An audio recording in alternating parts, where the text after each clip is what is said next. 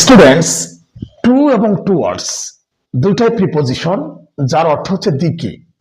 দিকে টু মানেও দিকে, টুয়ার্ডস মানেও দিকে, কিন্তু টু মানে গন্তব্যস্থলটা নির্ধারিত, সেখানে যাওয়া হবেই, সেখানে যাবই, এরকম একটা অবস্থা প্রকাশ করে।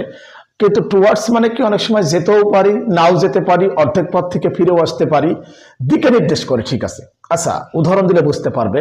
যদি এভাবে বলি, হি goes he goes to his friend's house, he goes to his friend's house। দেখো, he goes to his friend's house, এই যে টু মানে বন্ধুর বাড়িকে নির্দিষ্ট করে বোঝাচ্ছে, সে বন্ধুর বাড়িতে যায়, যায় অবশ্যই যায়।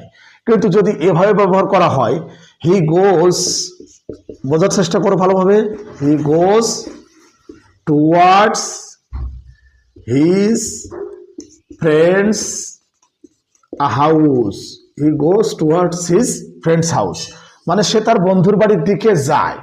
অনেক সময় পথ থেকে ফিরেও আসতে পারে, নাও যেতে পারে। অর্থাৎ টুয়ার্ডস মানেও দিকে, কিন্তু এটা গুরুত্ব না, ফিরেও আসতে পারে, যেতেও পারে,